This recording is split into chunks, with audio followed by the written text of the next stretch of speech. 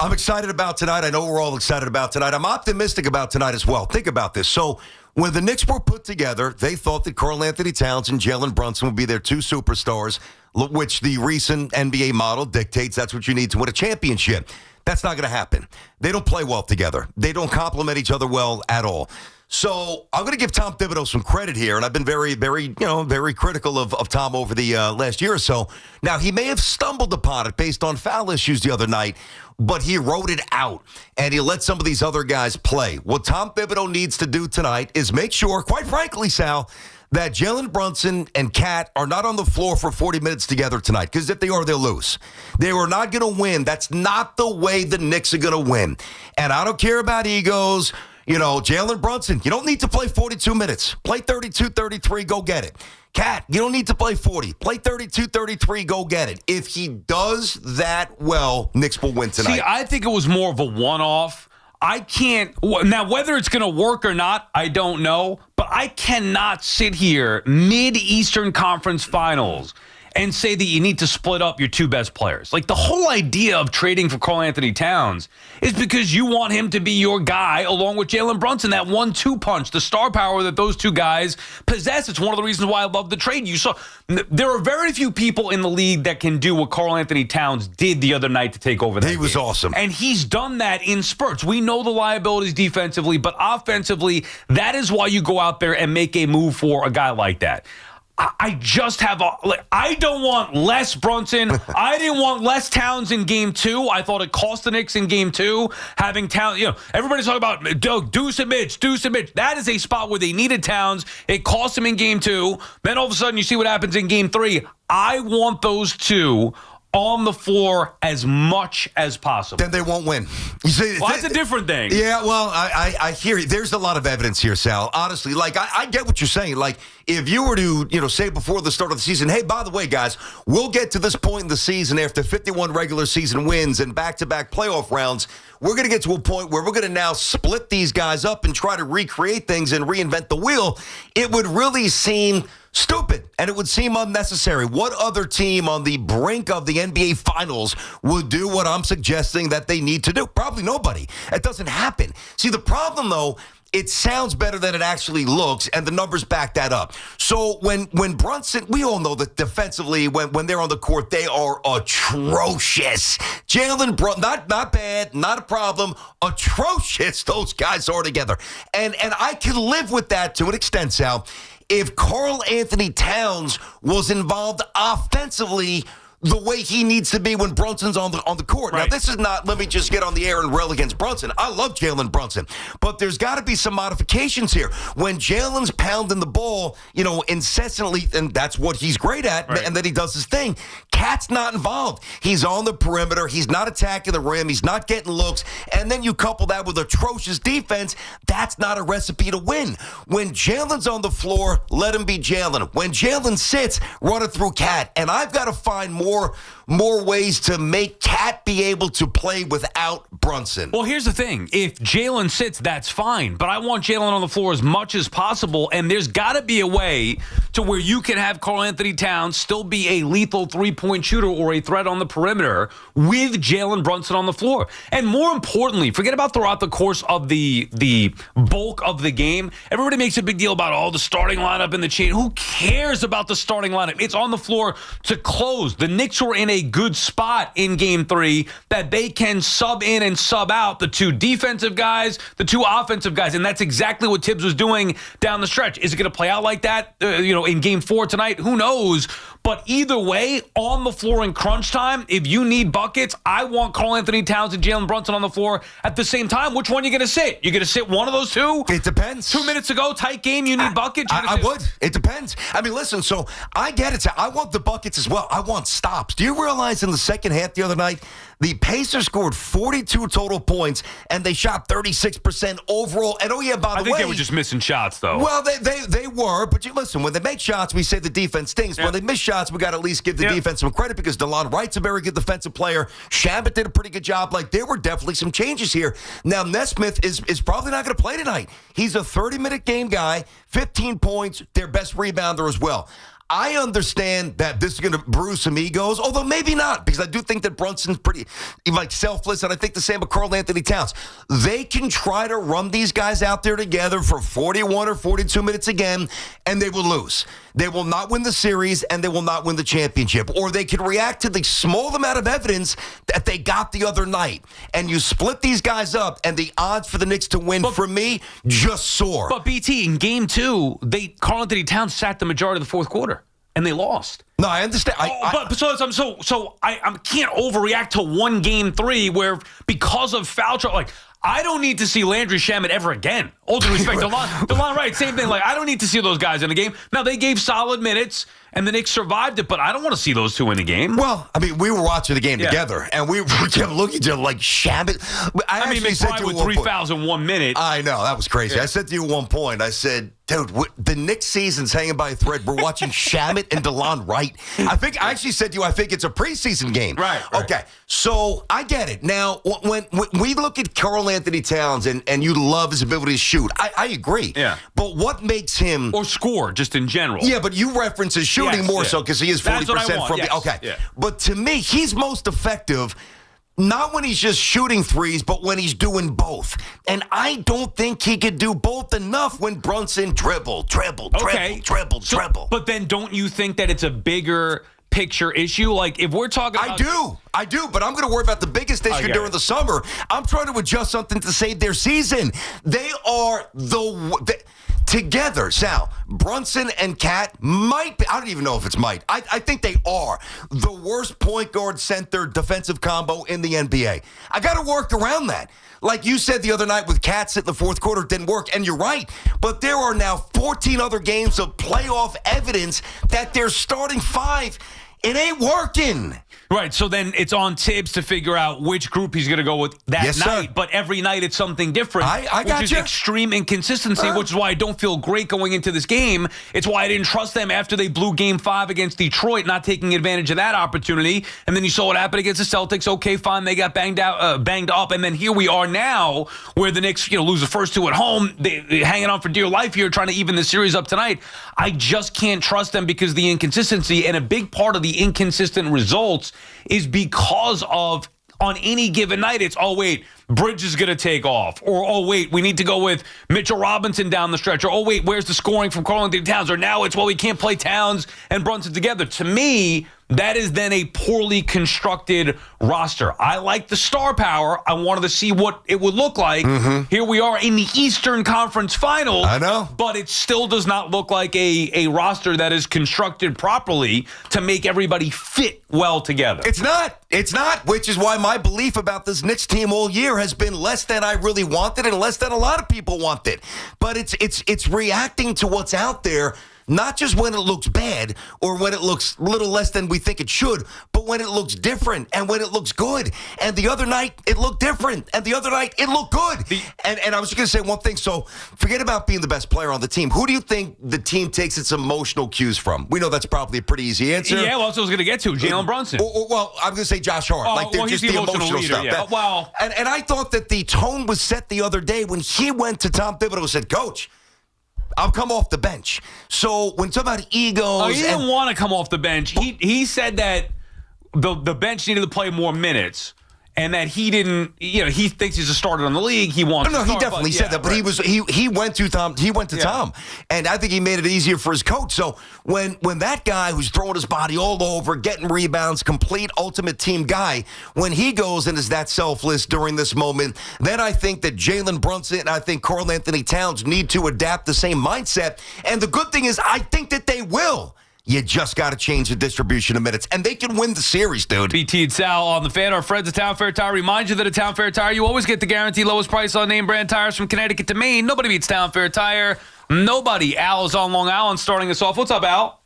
How you doing, buddy? Listen, I got a novel idea. You know how you can substitute players anytime throughout the game? I think what we need to do is be able to substitute the coach in the last 3 minutes of the game. You can take Thibs out, put in Dean Smith, run the four corners, and you won't Dean be Smith is with dead. a 14 Come out. Yeah, I know. I know. But I mean, you got What's your issue with Thibs, Al? He doesn't know how to manage the clock at the end of the game. You got a 14-point lead with 2:37 to go, and you can't run the clock out. He's not Bill Parcells. I mean, this is not football. Today's NBA, you're not running out the clock. This is what guys do. No, that's Dean Smith is what that is. You run the four corners. Four quarters. Exactly. Al, Come on, DP, you remember. Yeah. You remember. Well, yes. I mean, vaguely, we were kids. I mean, the four, for those who are not old enough to remember what the four quarters was, Dean Smith, when they were up by multiple possessions with, 2 minutes to go, whatever, they would literally they would just pass the ball around with no hope or intention of going to the rim. There was no shot clock. Come on, Al. Al, we need a better call than that to get the day going. And by the way, come on, Al. Like the stuff with Thibs, and I know you've been more critical of him than I have. I had a major issue with Game 2. If I'm going to lose, I'm going down with my best players. This team was built, right or wrong, like it or not, they were built with Karl-Anthony Towns and Jalen Brunson as their two studs. I cannot sit there and watch the Knicks, A, not get a stop, B, not get a rebound, C, not get a bucket with Karl-Anthony Towns on the bench in Game 2. So that was my biggest critique of Tom Thibodeau. Game 3, I think you have to give him credit. Definitely. Okay. No question. So it's like each game, it's like, use the guys properly. And he's trying to do whatever.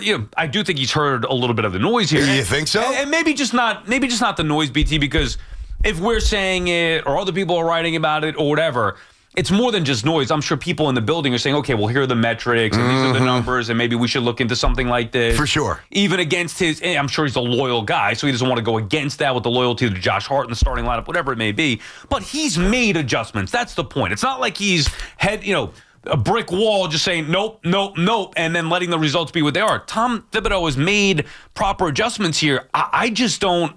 To me, I cannot justify going down with my best players on the bench. And in your scenario, it's either going to be Brunson or KAT.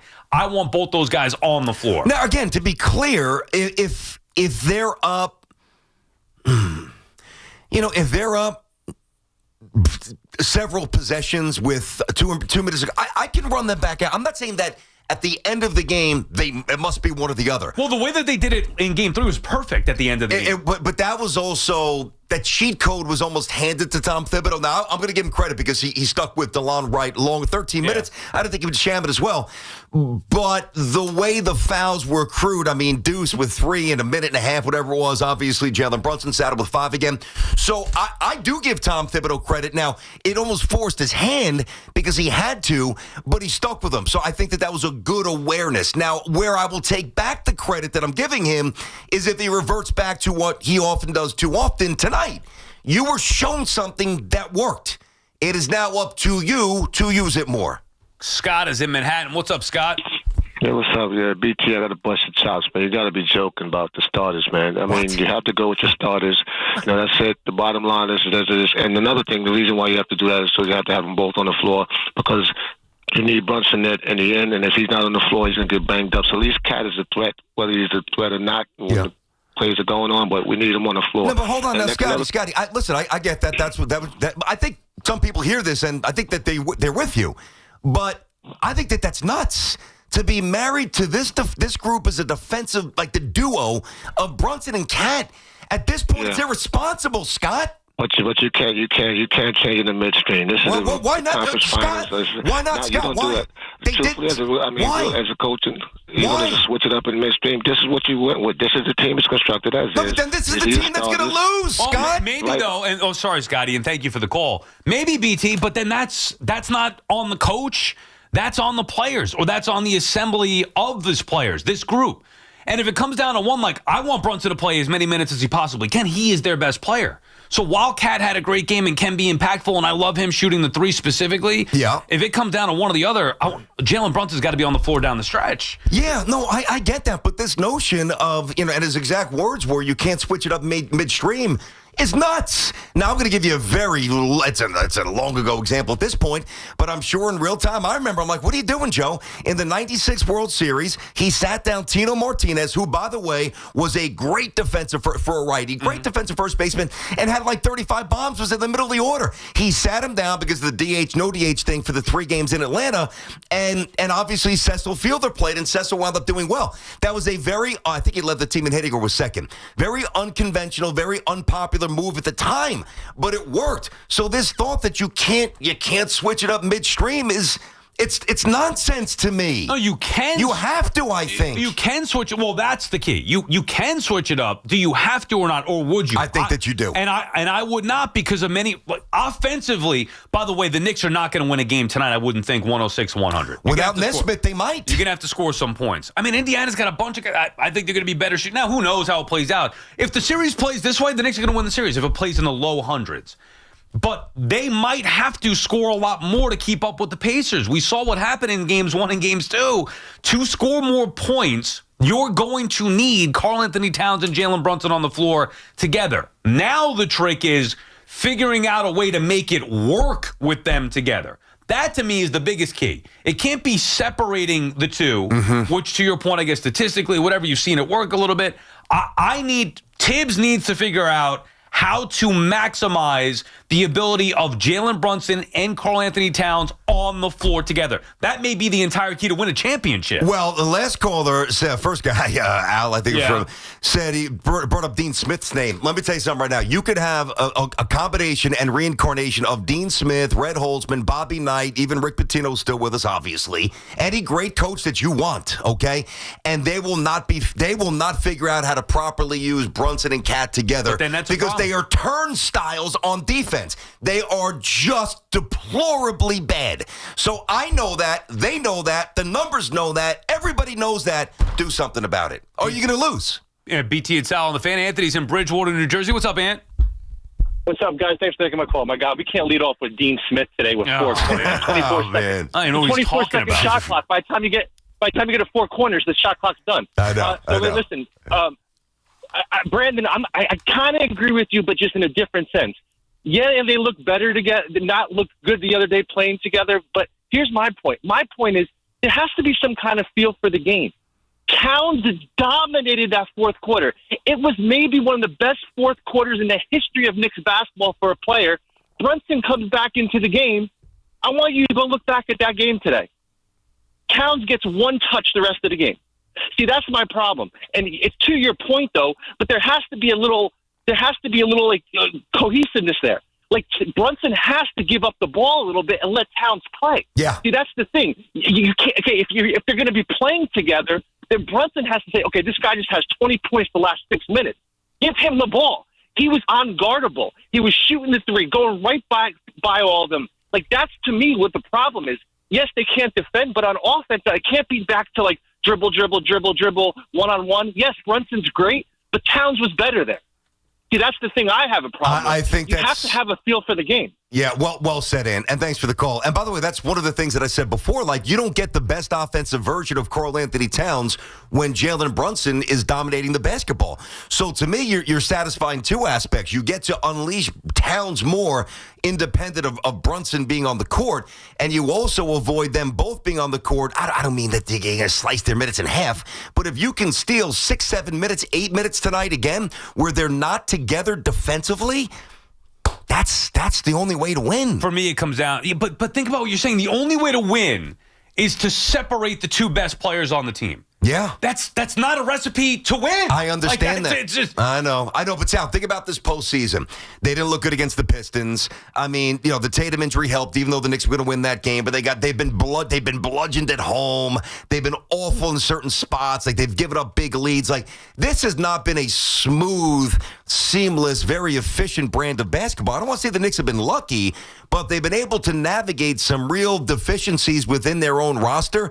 And I'm just looking for a solution. I think Tom stumbled upon one the other night. I give him credit for rolling with it as long as he did. Do it again tonight. BT and Sal on the fan. More your calls when we come back at 888-808.